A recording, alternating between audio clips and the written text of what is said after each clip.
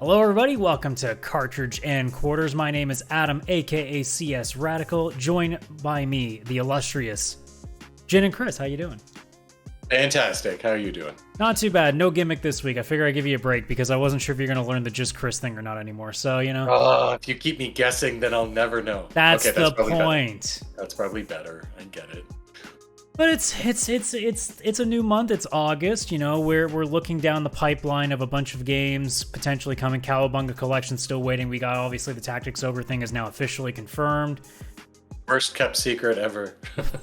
There's a lot of very poorly kept secrets in the industry now. That's another thing about social media being what it is today. It's so easy for things to get caught now.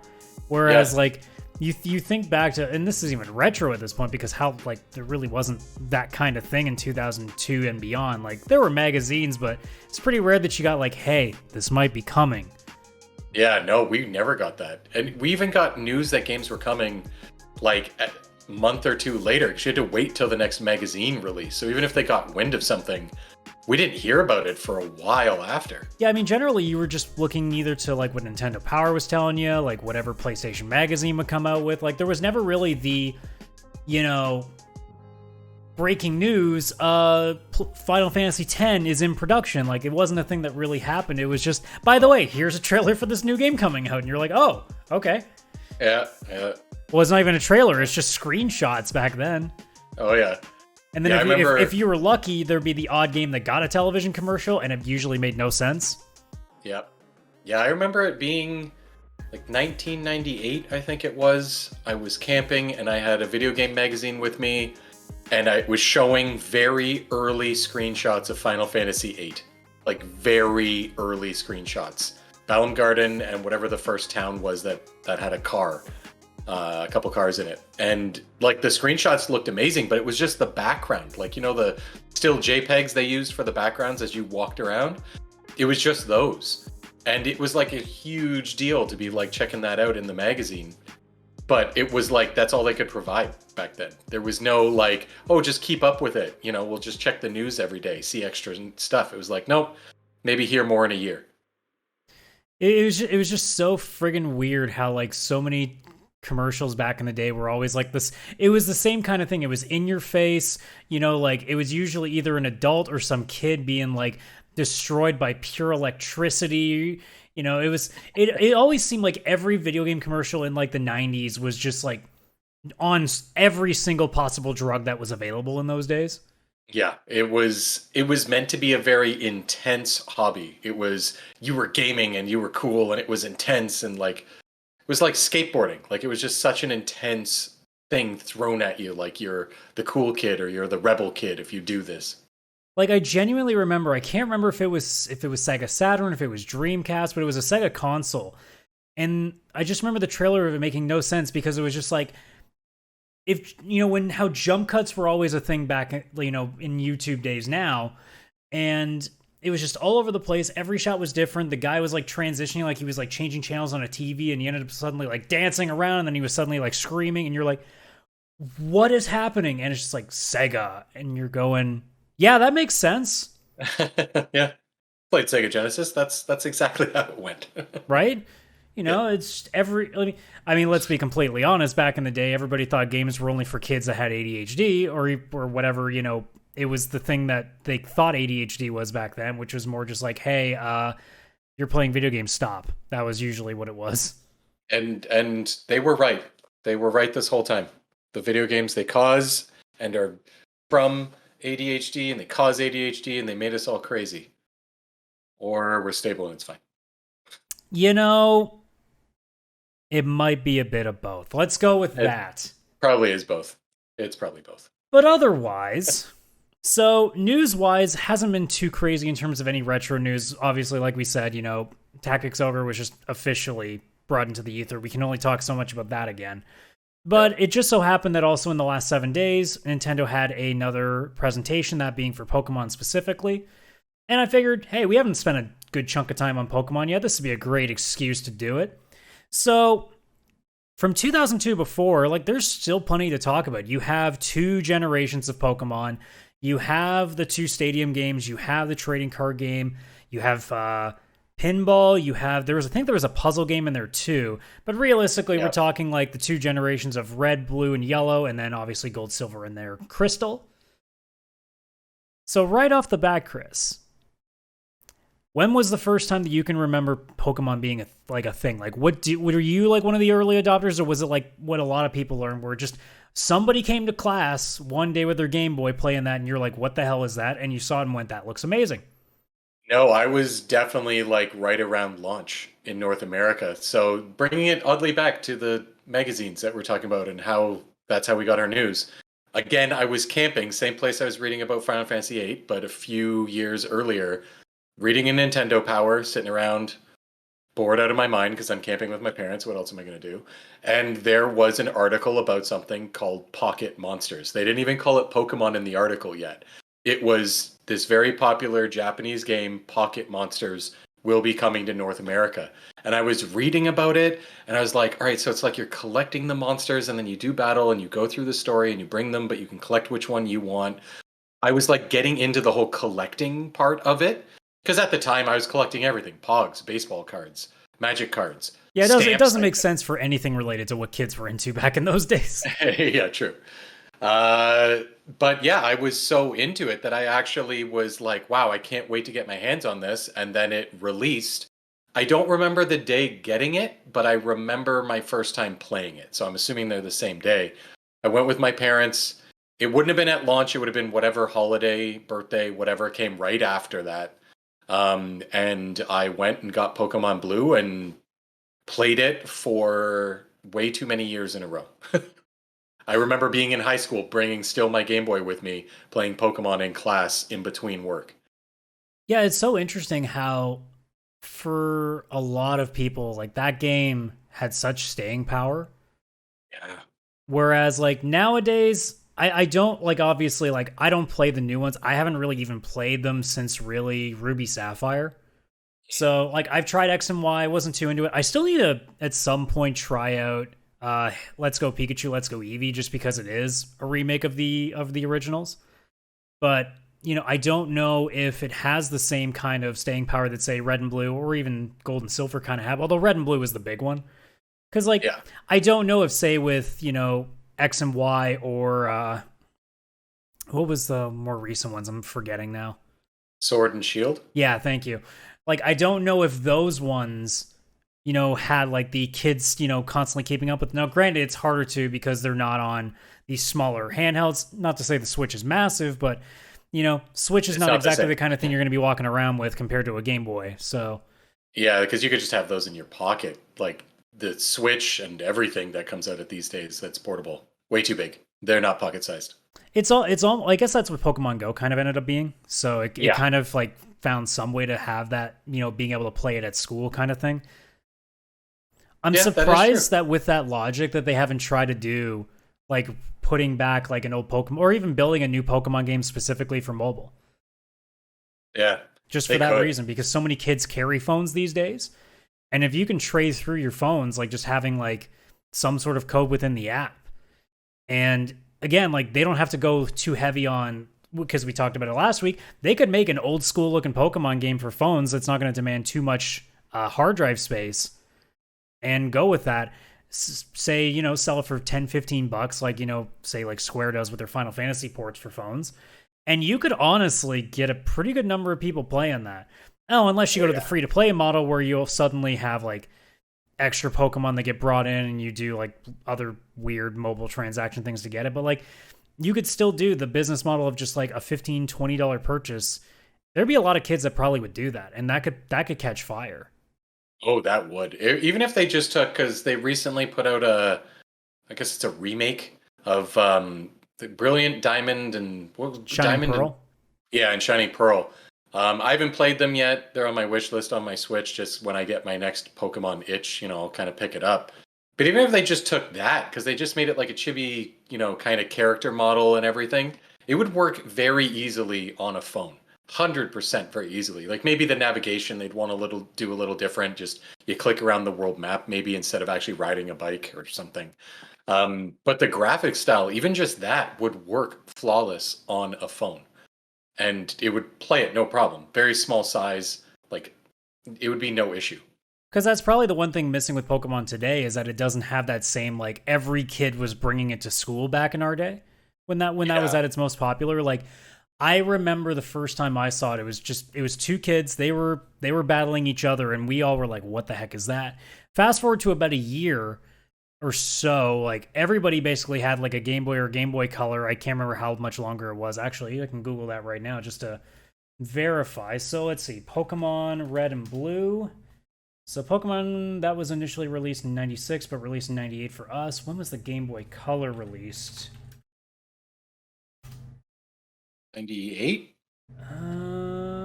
Yeah, it looks like it wasn't far off, so it actually worked out perfectly for Japan then, or for Nintendo, I should say, to do it that way. So they were able to have like the color version, because again, the biggest thing with the Game Boy original was that the screen did not work when it came to sunlight or darkness, for that matter. The sun was directly into it, you could barely see, and then if it was dark out, you couldn't see shit. No, there's no backlight. Like, the technology, I guess, wasn't there yet. Or I mean, the color wasn't perfect either, but that's what that little worm light was for. Yeah, worm light, my God. Oh. But that was like the big thing, right? Like, that's the one thing that's really been missing, because, you know, you sit there and you see how like a good like 25 to 30% of your class all had Game Boys on them that day, and they were all playing the exact same thing. Like, you maybe had the odd person that was playing Tetris, and that was about it. But it was always Pokemon. There was nothing else, and for that span of like 2 years, that's all it was. Yeah, it was insane, the amount of people that were playing it. And I think you're right. I think there was a lot of people that had a Game Boy, and they only owned 2 games, Tetris and whatever Pokemon they chose to get, whether it was red, blue, yellow. And it was such a good time. I had it on me for so long. And when people ask people playing Pokemon Go now, and that's probably the closest there really is to it, because there's some people I know that are still playing Pokemon Go, and it's been like 3-4 years, and they're still playing the same game, collecting. And I want to ask them, like, why are you still playing it? But then I think back when I had Pokemon Blue, which didn't get updates. It was just to collect all the Pokemon, get the strongest, battle them out, blah, blah, blah, blah, blah. And I played that up until in high school, when I had it before I even started high school, because of how old I am. Like, I played that thing for like 4 straight years. Yeah, like, the honest question I would have is, you know, when it comes to every generation of Pokemon, which game has like there's no way, like, you could do a survey, but we should never get remotely accurate numbers. But it'd be interesting to know how many people have played X game from X generation. How many times did they play through it? Did they play through all 3 starting Pokemon and finishing it? Because I know I did for Red, and I don't think I might have for Gold and Silver. If anything, I might have missed one. I know for sure I did a Cyndaquil and a Chikorita run. I can't remember if I did a Totodile run, though. I believe that's the right one for the water type. But like, I don't remember fully doing Gold and Silver, but I 100% remember completely running through a Charmander, Squirtle, and a Bulbasaur run. I don't think I ever finished Yellow, because Yellow was A, really hard, B, I never owned a copy, so it was always a rental. So I don't think I finished that one. Yeah, I never even played Yellow. I had Blue, and I was like, I don't need another one. I have that I can just trade. That was another crazy thing, too, and still to this day, it's such an interesting model of having 2 different games at the same release date. Yeah. Yeah, it's pretty crazy. Very crazy. I mean, it's a smart business model in the end, because it means, like, you either have to get lucky and have friends that have the other copy that have done all the work, or, hey, buy the other one. Yeah. Yeah. I remember doing some trading, so there was me and I had 2 friends, and we actually had it where somebody had gotten the game a bit later, and we used their game over and over, where it was like, all right, they started with, you know, Squirtle, and then we just trade a Pidgey for their Squirtle. Then they'd start a new game, choose Charmander. We do a trade, you know, Pidgey for Charmander. And I think it was on my game, I built it up where there was 3 Squirtles, 3 Charmanders, 3 Bulbasaurs, and then everybody got 1 out of my 3 friends. Like, we'd actually worked it out. This was way after I'd already played through the game once with my Bulbasaur for sure. But I definitely remember doing a run with all 3 starters and multiple runs because of this.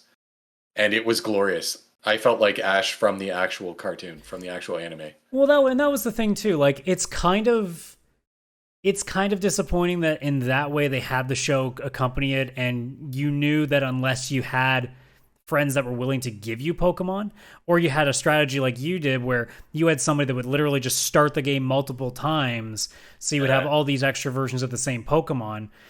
And that's a lot of work, because it's not like it's 10 seconds and you're into the choosing stage and you can go link up there. Because, like, could you even link until you got into a certain point in the game? Was there, like, a bridging point, do you remember? You had to get to the first Pokestop, which I think was in the first village, which is not very far. It's like after you get a Rattata and a Pidgey. So, yeah, it was at least, like, probably almost an hour's worth of work if you count all the walking and cutscenes and stuff. So it's it's not quick. Walking. No. So you had to put the real work in. And it's kind of annoying in retrospect thinking that, because, like, if you're a kid growing up, you see the television show, you see Ash walking around with every Pokemon type, and you know they're kicking ass in there. And you're like, but I only get one. What bullshit is this? It is bullshit. And then even when you wanted to trade, it wasn't like Wi-Fi. You had to literally sit next to each other, pull out the link cable, connect the two Game Boys with that cable, go to a Pokestop. It would do its best to connect. It would finally connect, and then you were just greeted with a menu. Do you want to fight, trade, or back out of this? And you're here by accident. Yeah, so that was a week-long thing you had to go through. Yeah, it was long, but I remember sitting in a circle and everybody just was working on their thing. All right, you and me connect. All right, let's do this trade. Okay, good, we're good. All right, you reset your game. You're going to start from scratch. You know, we need to get some Charmanders. And, like, again, link cables. Like, it was like a LAN party for Game Boy. It was pretty fun. It was fun though. Like like, I get it, kids will have the Wi-Fi and everything now. They can sit around in a circle, but I mean, we still made it work. We didn't know any different. Yeah, and I mean, that game really wasn't designed to be, you know, like that straightforward. It was meant to be a massive slog. Yeah. You know, it was 150, well, really it was 150 at the time, but 151 Pokemon. You had to do so much work if you were going to complete it. Like, I remember how legendary it was for people to have the full Pokedex, because it was so hard to do. I don't even think I did it. I did so much and so much trading, and I still think with all that, I still didn't have everything. I know that I didn't have everything because it would have been a matter of I was still missing the like the starters. Like, even like without people to trade with, like, it was impossible. So, like, you could get as far as, what would the math be, like 145, because I didn't also have Mew. No, sorry, 144. And you'd be missing out on, like, the 6 Pokemon that are missing because of the starters, and then you just sit on Mew because, well, unless you went to some event, you didn't get Mew. So yeah. Oh, because, you know, I tried as many times as I tried, it wasn't under that friggin' truck by the cruise ship that everybody said it was. That was who started that and how? Because everybody was going and trying that. Even I did. I tried so much. I'm like, it's not here, but it has to be. And it's not. I'm amazed that I still remember that completely. Like, the fact that, like, I didn't remember the ship, but it was the SS Anne, because I'm looking into it now. But, like, it's so interesting that was a, like, you know, before, because this is in the days of, like, where internet forums were still pretty early, so not everybody had access to that. So it was just that, like, you know, almost like a tape trading thing where people would just trade the information and just be like, hey, I heard this. And then you'd be sitting there being like, how the frig are you supposed to get to that? Some asshole kid at recess one day made this up, and it spread, like, worldwide. It's impossible to know how this started. Like, they can't trace it back because it was made up. It wasn't really possible. Yeah. Because, like, you weren't supposed to be able to do that. Yeah. Now, people were able to break the game and do it, but obviously there was nothing under that truck, because why would Mew be under that truck? Yeah, it doesn't make sense. But as a kid, you're not thinking about it because, well, you found out that the missing number trick worked, so you're thinking, well, anything's possible. Yeah. Without realizing that's just a corruption thing. That's just a corruption. It's like missing number. But who didn't abuse the shit out of that? Who didn't need 99 Master Balls and rare candies and all that shit? Oh, yeah. Those Master Balls were important if you want to get all those legendary Pokemon and do your multiple runs and stuff. Oh, so good. It was definitely one of those things that just made you go, well, I can only, like, beforehand you're thinking, well, shit, I'm really bad at this game. There's no way I'm going to catch all 3 legendary birds and Mewtwo with traditional means, because Lord knows I'm either going to accidentally kill it or I'm going to try really, really hard to edge it, but it's just going to blow all my stuff up because they're legendary. Yeah. So you try that solution and it's not working. So you go, well, I got one Master Ball. Which one do I want? You start assessing which thing you want the most. And then you learn about the missing number trick for the first time and you go, joke's on you. Right at the beginning of a fight, just throw it. You're like, you're mine now, bitch. So accurate. So true. Oh, so good too. What was always like, if you had to pick now, like what would be your default starter for that? Well, I don't think I'll ever change. It's always Bulbasaur. I'm just so hardcore Bulbasaur. It's insane. I mean, it is the correct play. It is the first two gyms are basically free. Yeah. I don't even think that's why I chose it when I was a kid. I don't even think I understood the whole weakness thing yet until I was already playing it. I just chose him because I think I liked the way he looked in the magazine. I was like, oh, he's cool. So I went with him, and then I guess it's a nostalgia thing that I don't know how to not choose him. I have to. Yeah, like I vividly remember picking Charmander first run and getting my shit kicked in because fire type doesn't do well against rock type. No. And I was like, oh man, but I really like Charmander. And eventually, like, you know, being a young kid, and for me, I think this would have been like, well, this is 98, so this would have been like 10. Yeah. So I'm not galaxy braining too well yet. So eventually I just finally gave up and I said, all right, well, I know Bulbasaur is going to do damage to this. So will Squirtle, but you know, whatever, I'll pick Bulbasaur because whatever. And sure enough, everything goes easier. Now, since then, I obviously played through Squirtle, I played through Charmander, everything goes fine. Yellow, same deal. I probably could have done better on, but it just took me forever to realize, oh yeah, Pidgey and Gust works really well. Oops. Yes. Yeah, you just got to grab him. Because you always think your starter's the key. You don't really think about the other 5. The other 5 slots are just picked up by like whatever's the next strongest, but you got the one that you put all the work into. Yeah, absolutely. Except for the one Magikarp you're slowly trying to level up because it can't do anything else. Trying to get that thing to Gyarados is so annoying. But then you get it and you're like, thank fuck. And like almost every like TM you get for it is useless. Yeah. So you can't teach it anything. It's just sitting there meant to be put out at the start of a fight. But you're also like, but you're only getting half, which now means I'm wasting even more time because now I got to do even more battles to get more XP for you. God damn. And then you finally just give up and wait until you get a Rare Candies Infinite from Missing Number Glitch, and then you just do that way. Yeah. Because you go, screw you, Magikarp. I ain't dealing with this shit no more. No. Yeah, Magikarp was brutal. And that was such a brutal thing too, that you had to like bring a Pokemon out for it to get any experience. So you'd like bring one out and then immediately put it away and bring out another one, and then that one get the experience. Yeah, especially now that we know the old day or the newer days where like JRPGs will have it like your characters even not in the party will do it. Because I mean, we both played Final Fantasy X. It was the same thing. You would have battles where you specifically had the party lined up to be all the ones you don't use, and then you pull them all out with the ones that you actually want to actually end the fight with. It was just so like that's always a format that I never liked because it's not good game design. It's just it's wasting time.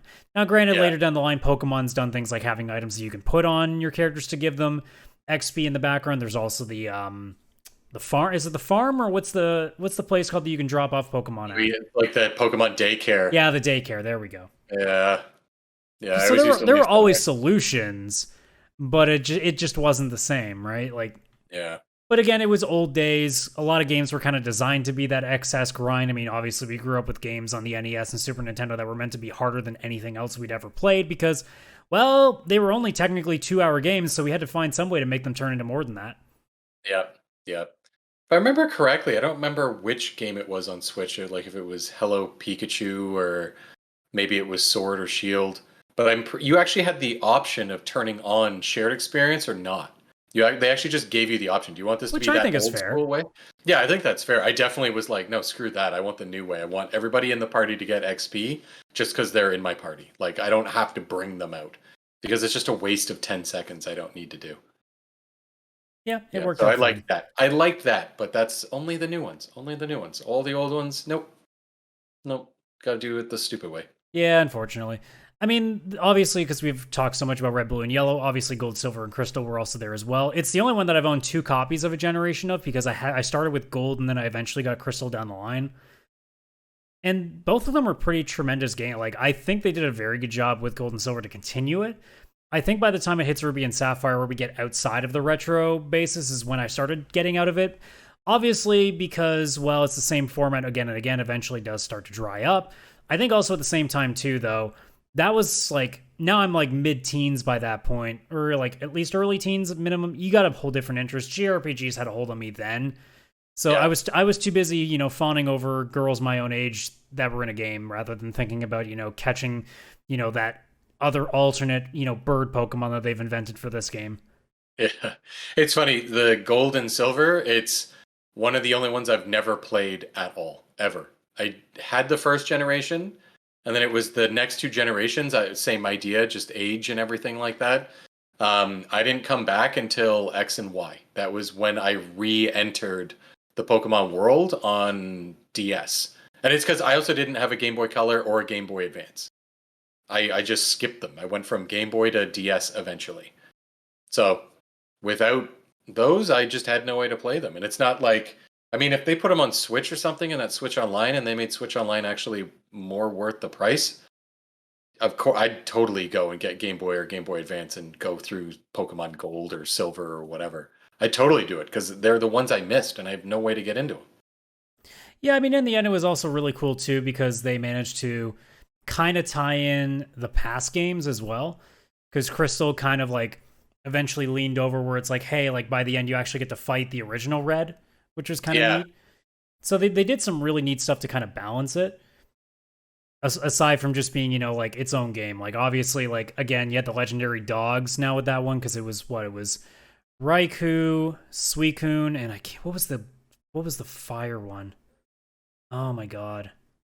That one's gonna bug me, but yeah, like they did a pretty good job of doing a good follow-up, and I think by that point is when I started kind of losing interest, which is a thing that happens. It's not like every game you're gonna play forever for 30 years. I mean, I know there are some people that have been into Pokemon since the very beginning, and kudos to them for somehow sticking with it, but I can't imagine how, because look, it's not meant to be like a slight against Pokemon, but a lot of the games have just been copy paste with just a slightly different drawings for the Pokemon that are there.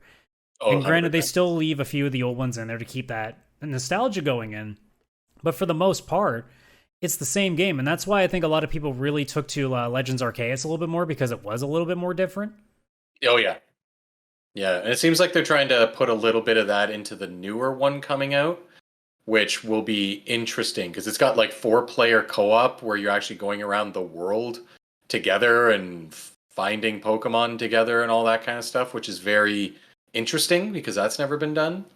But I mean, it's so like it's hard for them, I guess, to get away from the copy paste formula because you've got the people who want that same formula. I get the itch to play through a Pokemon game and I want it to be just a Pokemon game. I don't want it to be too different. But then there's also times when I want to play a completely different game, and in the Pokemon universe, a whole different game would be amazing. So it's hard. I have to imagine trying to determine how do you make a new game without losing all the loyal people who just want the same crap over and over and over. Yeah, I mean, thankfully, like there were other games to go in between it. Now, I think they should be doing this more today, but they've kind of somewhat done that with like things like Pokemon. What was the like Tekken-ish Pokken tournament? I think it was. Oh yeah, Puckin. Yeah. So like they've done other things, but like they really, I'm so surprised they haven't really just gone full force with just like a new stadium, like something like that. Because they used to have those two with like Gale of Darkness and was it Coliseum? I think was the other one. Coliseum, yeah. Both GameCubes. But yeah, like we had other games too. Like I said, stadiums were the big ones. I think that did the best job of taking a home console and building on them because you knew that they weren't going to be able to do like a full Pokemon JRPG because it would just look like Quest 64 and look like garbage. So, that wasn't going to work out. But at least with Stadium, they could focus solely on making it look as good as possible because all they had to do was focus on the one screen, which is the battle screen. Yeah, exactly. So that, yeah, it wouldn't be too taxing and it would look pretty good. Probably, actually, I think it still looks good today. Well, given what it was back then, like, and given how many games looked back in those days, like, they did a pretty decent job of, like, the attacks actually look like they carry some weight. Yeah. Oh, yeah. Because, like, the problem that you see now is a lot of these games will have, you know, double kick will be just 2 jumps. It won't even be like actual kicks. And they'll just put like a foot symbol on to be like, see, it's a kick. And we'll be like, no, Yeah, no. they still do that today. I've never Whereas seen like, that in Sword. yeah, like there are attacks like in Stadium that look like they actually were proper attacks. Like things actually look like they had weight so that they actually hit for value. Whereas, in today's games, it's a bit of a hit and miss. But Stadium, I think, did a great job of just taking what the basics were of Pokemon. Like, granted, there wasn't, like a leveling up system. Usually, if you played with friends, you were just picking level 50 Pokemon of whatever name you wanted. You were just picking based on the list that was in front of you. So you weren't even really picking abilities. You were just getting like a default amount. Now you could pull from, I think, your Game Boy game if you connected to it. But like, it's still on its own. You were still mostly just getting like a default version of it, which wasn't terrible. It did a great job. I still think what Stadium did the most though was the mini games were what offset it, and because the mini games were just so goddamn good. They were fun. They were a lot of fun. Oh, I loved playing through that. I never owned the game, but somebody I knew had it, and that was my favorite thing to do when going over was just let's throw on some of those mini games. Because it's like Mario Party. It's a great offset. Yeah, 100%. Even simple things like the trivia were always cool for me because again, I'm a big like know-it-all. So, back then I would love to be like have that galaxy, like just that pure like encyclopedic brain just knowing almost everything. Like ironically, just because of knowing we were going to be talking about this, I should say, I tried to do a Sporkle quiz on all 151 Pokemon and I got about to 95, which I was impressed by, but also with what I missed was pretty bad. Oh, there were a few that I'm like, how did I not think to put in Magikarp? What's wrong with me? Like there were things like that where I'm like, how did I miss you? But I remembered Farfetch'd and Magmar and Muck, but like couldn't remember Magikarp in that moment. Like it was amazing. yeah. Muck. Oh, I remember Muck. I mean, it's a good question. Out of the 151, what do you think was your favorite? My favorite? Oddish. I don't know why. I just remember being so like it was more. I guess it was memes before it was memes. Like to me, he was this huge meme. Like he was literally a fucking radish walking around, being like Oddish, Oddish, Oddish. I was like, all right, I love this. Every time, even though I had a Bulbasaur, I would make a party and I would actually have Oddish be my main like plant-based attacker, and like I would build him up hard and I would force him to stay as Oddish. I wouldn't let him evolve. I was like, no, you stay as Oddish, just get stronger. I'm really trying to think what my favorite would be because I didn't really think about it too hard. Probably Scyther, just because again, like it was just the cool design as a kid. Like that was probably the big one. I mean, you default to things like Pikachu because obviously like that's the famous thing. You can't help yourself. Otherwise, probably Hitmonchan would be the other one I would think of. Just because again, cool. The whole boxing thing was kind of a neat design. Yeah. I'd like to make a party of like all the rejects Pokemon. Like you get an Oddish and a Psyduck. Like you get like all the like stupid ones, and I'd make this super powerful party over like the least intimidating Pokemon. It was so much fun to do that. I love it. And I'd force them to not evolve so that they stayed in their like little weak looking state, even though they were very high level. I mean, don't get me wrong, I had a penchant for coughing just because I love just from the show, I just loved like the voice actor that would come in for it. Like I thought it was always great. Yeah, coughing was a funny one too.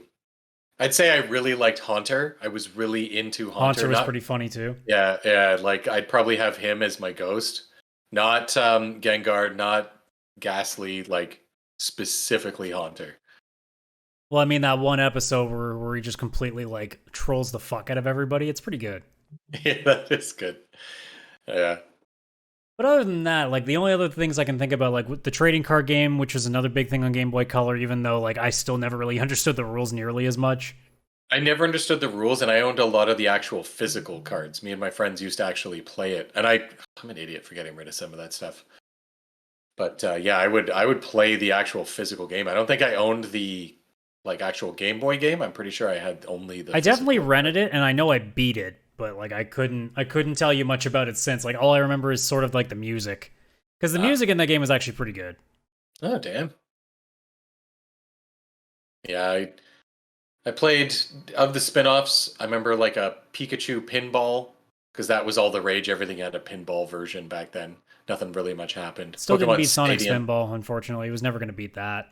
I did beat it, but it was like so many years later, and it was, I think, on PS3 with like the Sega Genesis collection, and you could save state. So I save stated my way to victory on that stupid game. It's pretty, like, even with all those pinball games, how many of them were actually like beatable? Because most people would just like play like a round of it and then get bored and do something else. Oh yeah, yeah. There's a reason that they had about 3 levels each, because many people were doing the first one and they're like, "I am done. I feel happy. I'm good. I'm goodbye now."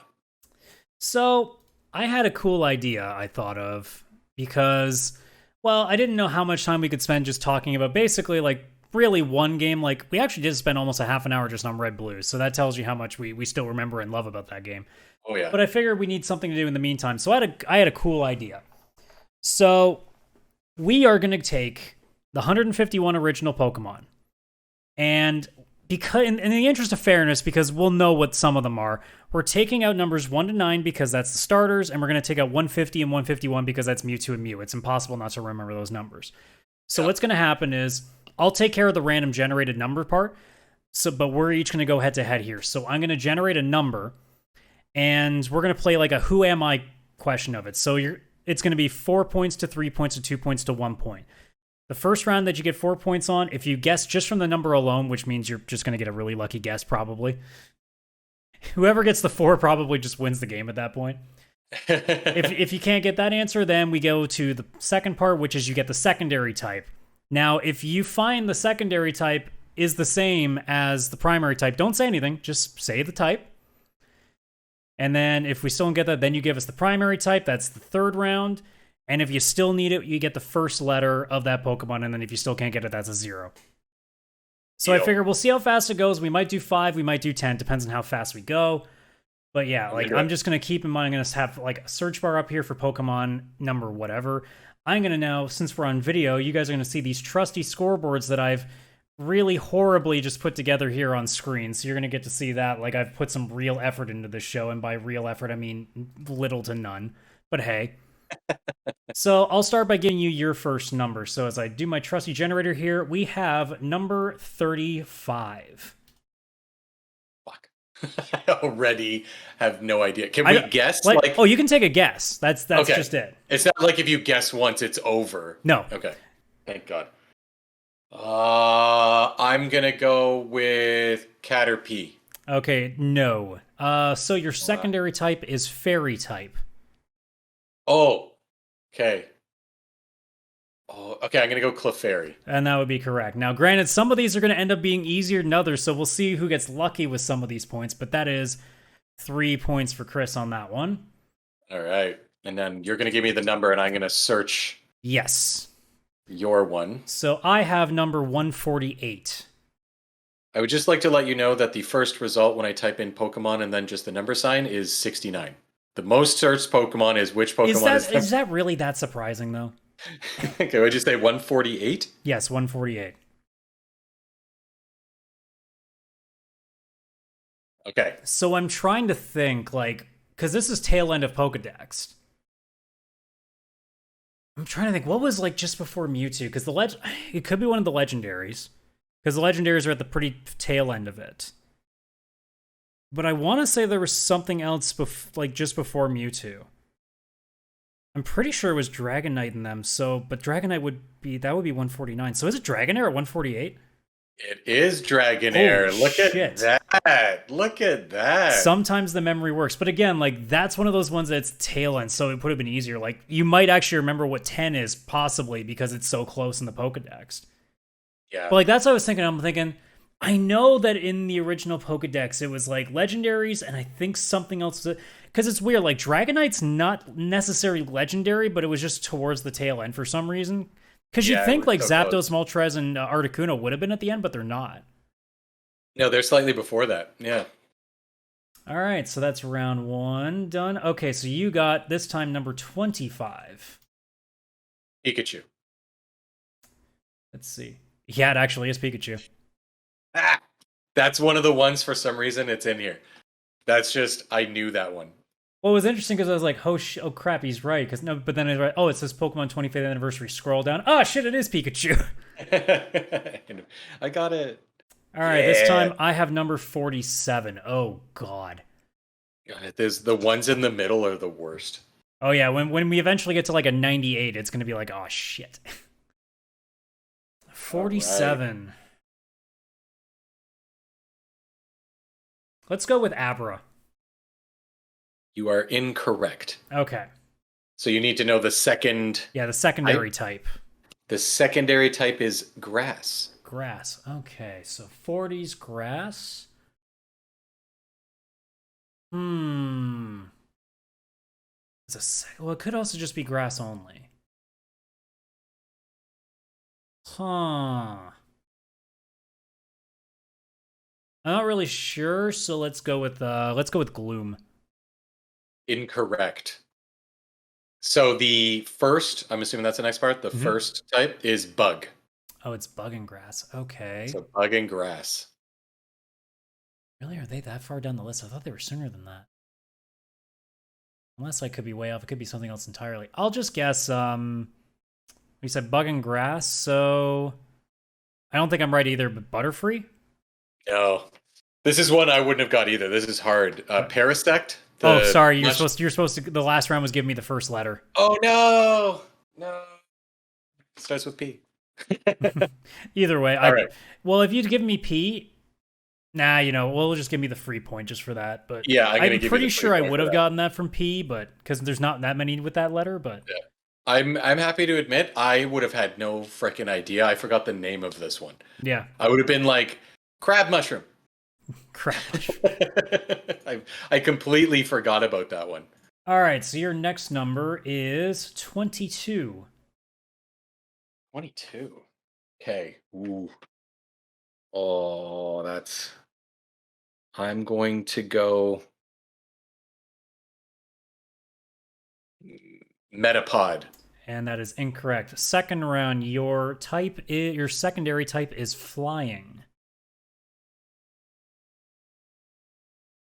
Pidgeotto. That is incorrect. The main type is normal. Normal and flying. Spearow. That is still incorrect. So the last round, the letter is F. F. When I hear this, I'm going to be so pissed. Starts with F, normal flying type. F, normal flying type. What the hell was the upgraded version of Spearow? Oh, that's pissing me off. I can picture the stupid thing. I don't know. Fearow. It is Fearow. Oh my god, is that right? Yeah. I was sitting there being like, just say Fearow, it's in. I couldn't even remember the name. I just made an educated guess based on... Oh, all right. So we are in round... This is my part of round 3. So my number is... Oh, that was already done. 148. Have we done 34? Because you can search it, so you'll know. No. Okay. No, we have not. 34. I'll just go with Beedrill as a starter. No. Incorrect. Okay. So then you need... Oh my gosh. I ended up on a different website. I was going to say the usual one that I look for is vcoon.com. That seems to give me a better one. Yeah. All right. So the second type is ground. Ground? Okay. 34 and early. Sandshrew. No.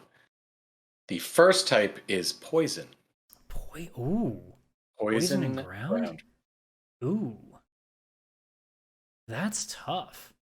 Oh, wait. Okay, I think I'm either going to get it this round or the other round. Is it Arbok? No. It actually starts with the letter N. Oh, so it wasn't even that. Oh, crap. I might actually not be able to get that right away either way then. 34. Wow, that could be a lot of things now.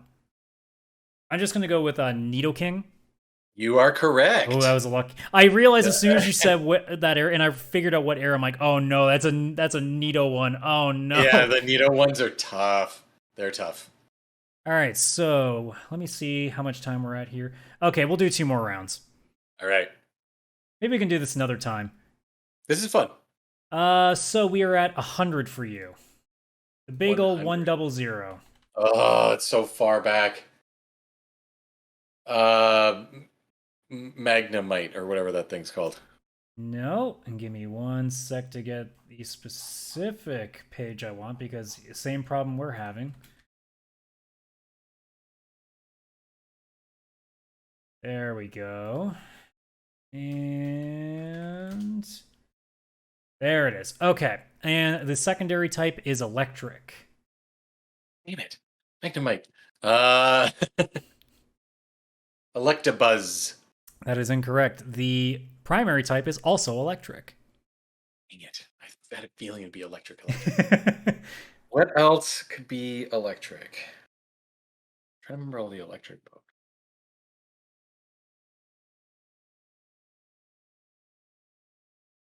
Interesting.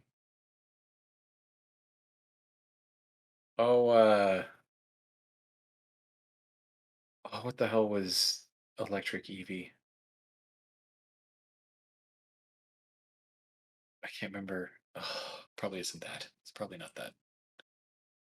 It's not Electabuzz. It's not Magnemite. I'll have to give you 5 more seconds here to give me a guess, just in the interest of Uh, time.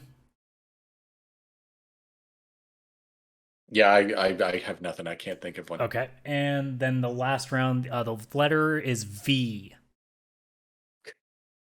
Is it like it's not Vaporeon? It's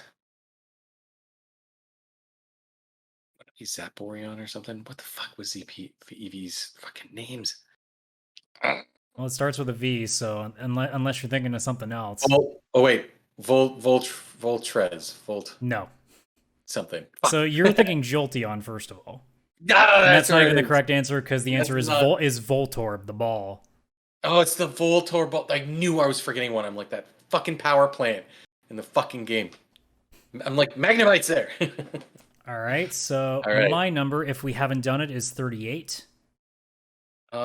We did 34, so I'm sure 38 is okay. Yes, 38 is okay. All right, I'm gonna guess Beedrill again.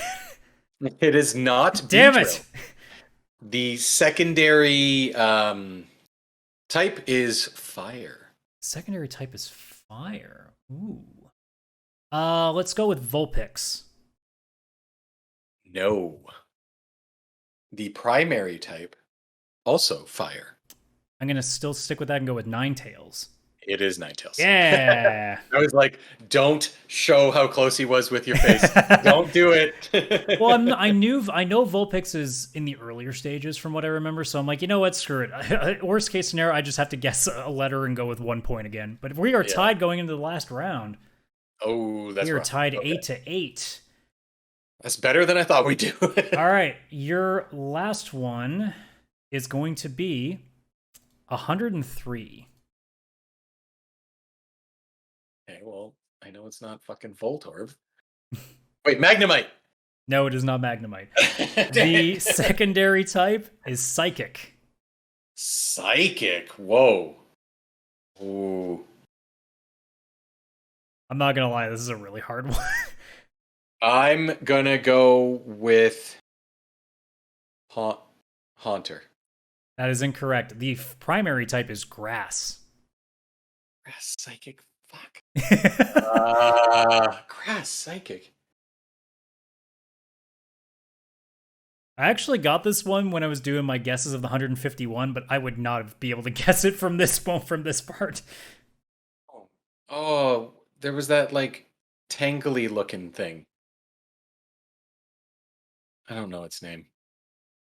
I don't know what's that mime that not Mr. Mime that there was like Jinx or something that. Yeah, Jinx. Is that what you're going with? Yeah, let's do that. Well, that's incorrect. Also, the tangly thing you were thinking of was probably Tangela. Yeah, well, that's which isn't a psychic type. It's just grass. So there you go. So you have a Pokemon that is number 103, grass psychic type. The letter is E. Oh, I'm so screwed. Right? I'm so screwed. Looking at this, I'm like, damn, we got a hard one generated on this one. E grass psychic. I don't think I'm gonna get this. I don't think I'm gonna get Worst it. case, if I screw up mine too, we have to do a sudden death. A grass psychic. I don't even know. I can't even pull up anything in my head. I'll give you 5 more seconds. I don't know. Eevee. I'm just gonna go with Eevee. I It's don't even not care. Eevee. Tell you if you remember this one. Executor. I do remember. I can't remember The what it looks palm tree like. with the multiple heads. God, that stupid thing. It was the eggs. The eggs grew into a tree. It made no sense. All right. All right, so mine, to see if we solve this, is 49. Oh boy. Okay, we haven't done it, so go ahead. Let's go with, I think this might be more in the middle, but Meowth. No, that is incorrect so far. The second type is poison. Poison, okay. Let's go with Vileplume. No, the first type is bug. Bug and Psychic? No, Butter? a poison. Oh, Bug Bug and and Poison, poison. sorry. Ooh. Weedle? No, Ooh. and it starts with the letter V.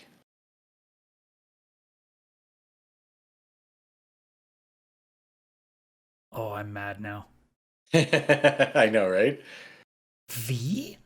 A V. Yes. There's a bug with V? Why? Oh my god. Bug, poison, V. Why am I not thinking of what the shit? Oh no. Are we gonna sudden death this? Oh no.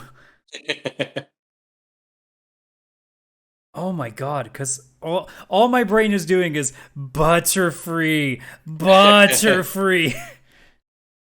What the shit?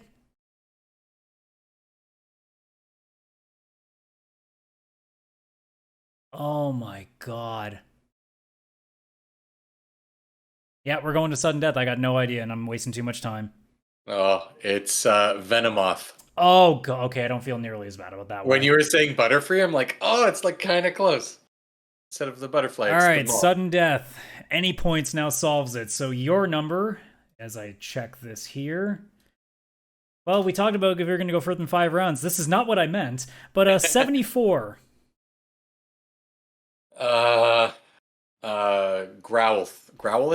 That is incorrect. Okay. The secondary type is ground. Onyx. That is incorrect. The primary type is rock. Geodude. That is correct. That is 2 points. Geodude. All right, now the pressure's on me. All right. What number you got? You might be in trouble because the number is 144. Oh. And I have a pretty decent idea of what's in that area. You do have a decent idea, I think. Oh, it's a 1 in 3 then, probably. Hang on, where the heck is that website?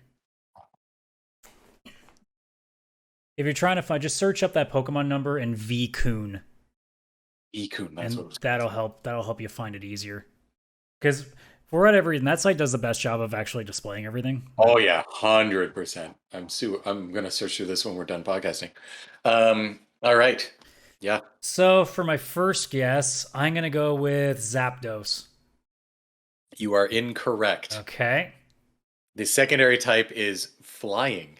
Ah, son of a bitch. I saw that and I was like, yes.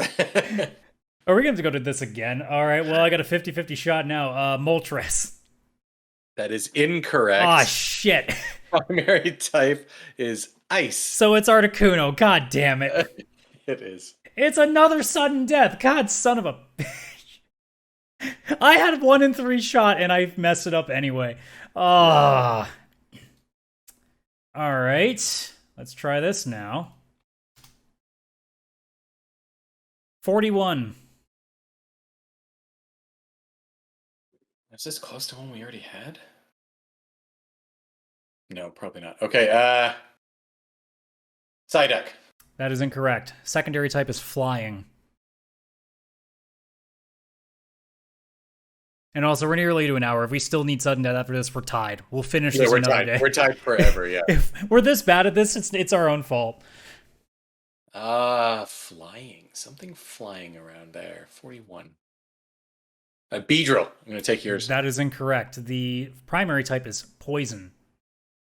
Isn't flying? I think that would... Butterfree? I feel like it's too high in the numbers. That is incorrect. You should probably get it from this. The letter is Z or Z. No, I don't know if I will get it from this. Ooh. Flying and poison, you said? I was just thinking, like, how many Pokemon can you think of that start with a Z? Flying Pokemon.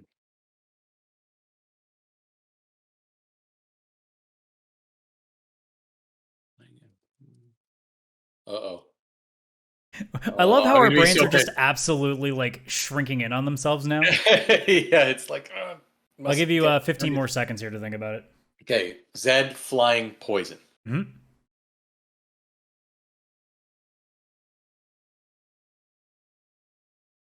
5 seconds. I give up. I give up. My brain keeps going, Zapdos! Zapdos! Yeah, you're going to hate this then. It was Zubat. Mother... All right. So either we tie... Or you got this. Or this is it. So 21. Ooh. All right. Thinking around this area, I'll start out with Caterpie. No. The second type is flying. Okay, let's go with...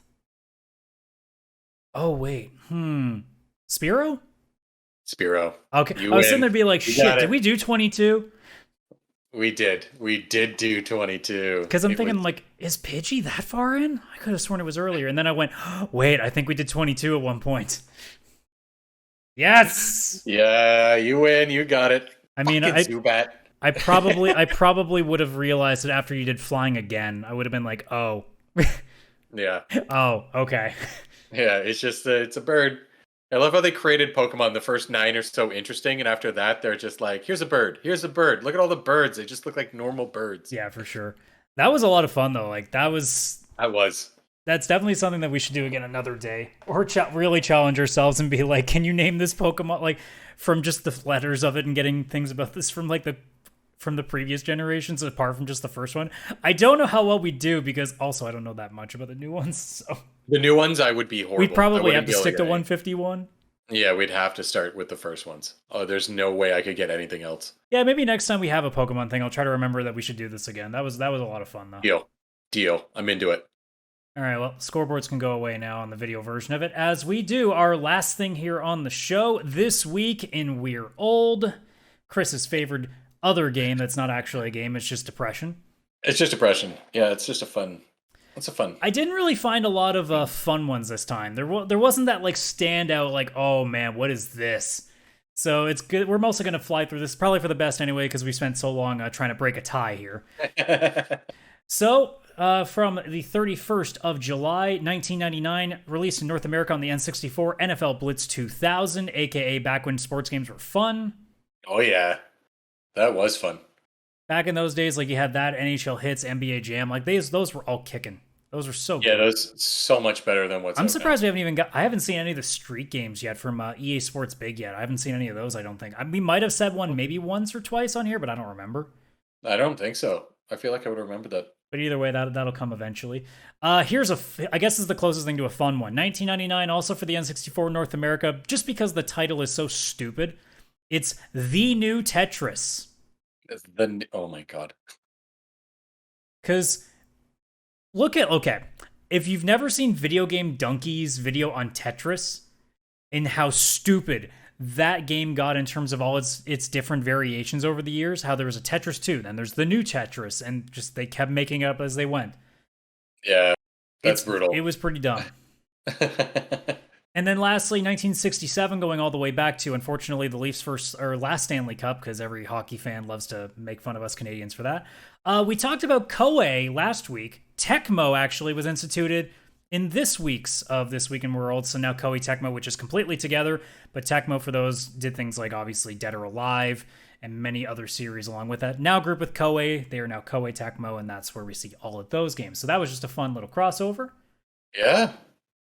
July the 1st, we got a few here. 2001 Japanese release of the Game Boy Advance, Golden Sun, aka why hasn't this game made a comeback? Yeah, it's weird that there isn't a comeback. That would be a great Switch game. That would. Nintendo doesn't like money. N64 released in 1997, also in Japan, Doom 64. Definitely the best version that exists. Yeah, there's no other version of Doom that is better than the one on N64 with that controller. Yeah, I love how that's been re-released on Steam and stuff, and it's still just Doom 64. It's ridiculous. I had my list here for a second ago, but I went to go mute myself because I had to clear my throat. Let's try that again. 1997, Saturn and PlayStation 1 release in Japan. We have Mega Man X4. Ooh, that's when it fell off for me. I was in X1, because I think 2, and X3 3. was the last Super Nintendo, right? Yeah, that was when I was like, okay, this doesn't work as well on the CD-based stuff. It's so weird how like some games just never transition to 3D that well. Like Sonic's always had that problem. Mega Man's had that problem quite a bit. Legends, although, kind of has shown that it is possible. Yeah, Legends, yeah. Oh, yeah. And then speaking of transitioning to 3D, because this game completely made us realize, oh, the SNES can do decent 3D level stuff. Killer Instinct was released in 95 in North America for the Super Nintendo. That was a good and fun game to play on that system. Killer Instinct was ridiculously good. I'm so glad that it got brought back. I think it was Xbox 360 when it came back. Yeah. And it did pretty good for itself. I'm surprised they haven't tried to expand on it further, but maybe it just wasn't the market there that they thought it would be. Yeah, probably. They could bring it back now and it'd probably do really well. I think so.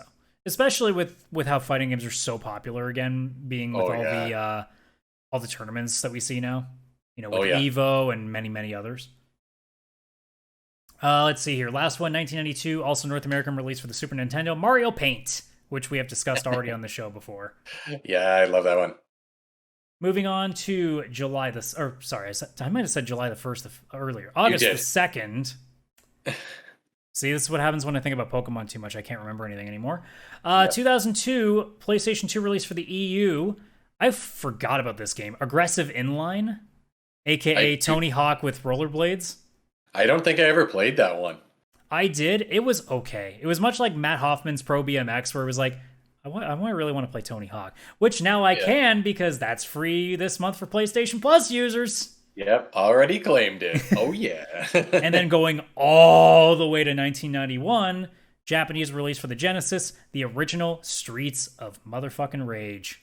Wow. Now that is a classic. That is a definite classic. Anybody who owned a Genesis collection knows that game very well. Oh, yeah. Oh, yeah. Moving on to August the 3rd, 2001, PlayStation 1 release in the EU. We've mentioned this a couple of times already, I think, so this might be the last time we talk about it until we get to the following year. Breath of Fire 4. Wow, like the last one. Oh. Yeah, we don't talk about Dragon Quarter. Oh, okay. No. No, the last one was 4. I never beat it. I played it.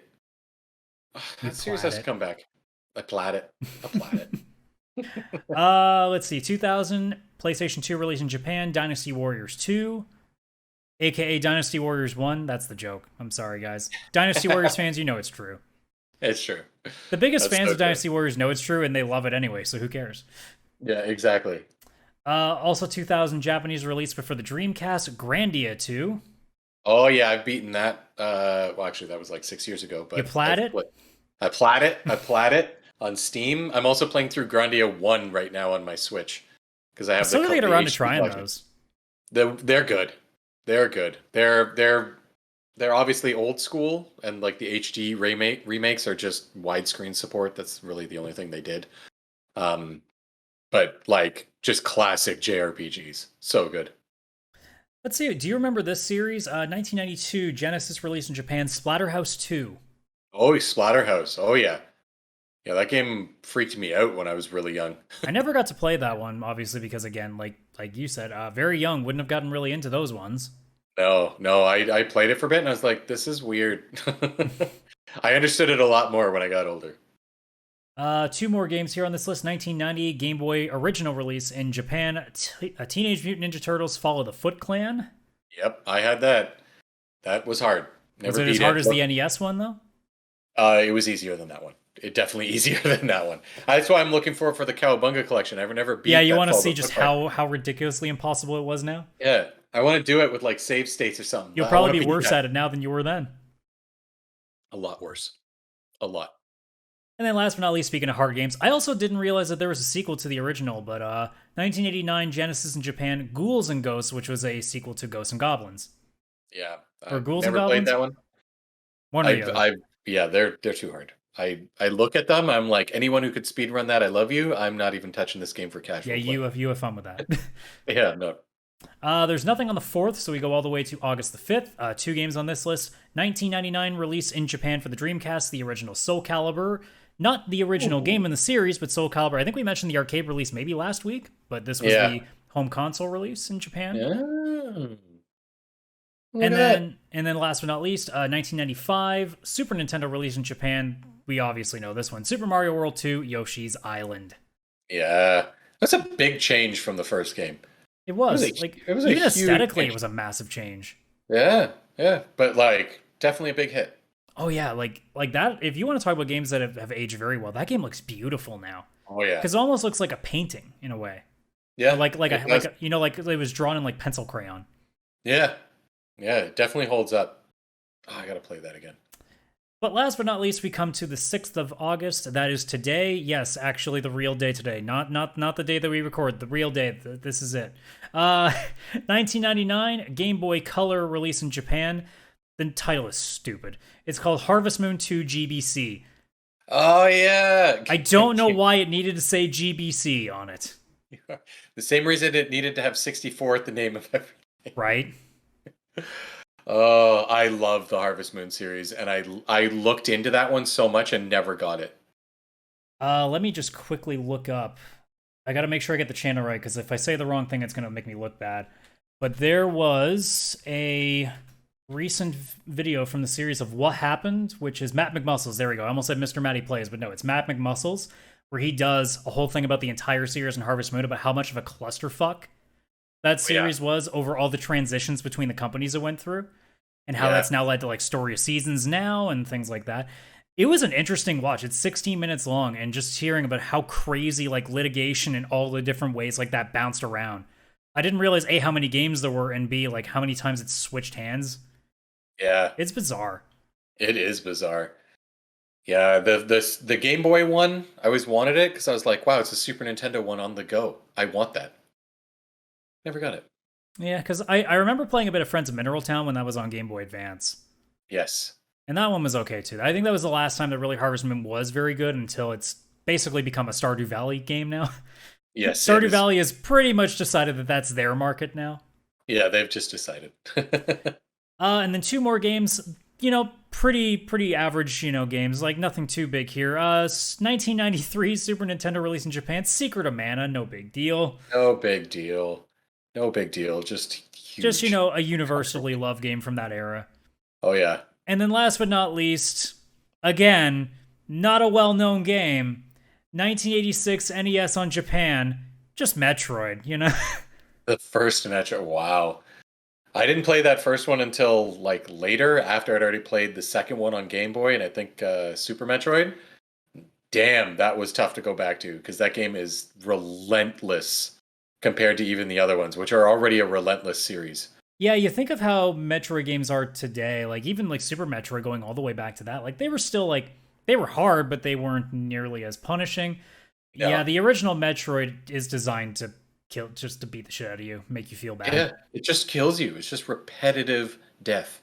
That's it. But I mean, for the time, pretty impressive for 1986, no less. Incredibly impressive with the map system, the invention. That was the creation of the Metroidvania. It's crazy. And nothing has come since from that game. Nothing has ever been brought into the fray in the entire history of gaming because that this game came out in 86. Yep. Nope. Did not spawn a genre at all. No. Nope. Never happened. But that is it for the list of This Week in Rural, which means that is it for this podcast. I hope everybody who listened on this episode loved it, aka you probably just really enjoyed how much our brains decided to cave in on itself trying to figure out what Pokemon number 44 was, you know? There was somebody screaming at me watching this, Zubat. It's Zubat, you idiot. Zubat. Like, there's only that Pokemon has a Z in it. How can you not remember Zubat? Like, you know it's not Zapdos. Everybody. It's one other thing. My brain only was like, it's Zapdos. It's like, that's not a, like, what are you doing, brain? Stop. We both started so well. You got an early Pikachu, I got an early Dragonair, and then we just proceeded to absolutely suck for like 4 rounds straight. Oh, it's what happens. It's what happens. Well, it is what it is. As it is, as we end the show off. So thank you so much for checking out this episode, everybody. If you enjoyed it, obviously, if you are watching on YouTube, like and subscribe. If you're listening on whatever audio platform, whether it's Spotify, Apple, Google Podcasts, Stitcher, if you can give us a rating on that area, please do so. Otherwise, share that with all of your friends. We will be back Wednesdays at noon for the Pixel Play podcast with myself and Kaylin. That keeps up with present day news. And then obviously every Saturday morning at 10 a.m. for this show, Cartridge Quarters with myself and Chris. Obviously, if you also want to know more about us, I've said it 1,000 times on the show, but if you're new here, linktree/pixelplaypodcast, that is linktr.ee/pixelplaypodcast. That's where you can find our socials, link to our Discord, email if you want to send us questions, and everywhere you can find the podcasts as a whole. So, one more time, thank you so much for checking us out this week, and we will see you next week when, please, for the love of God, can we at least get one piece of news? Just one. Bye-bye for now, though. Bye-bye.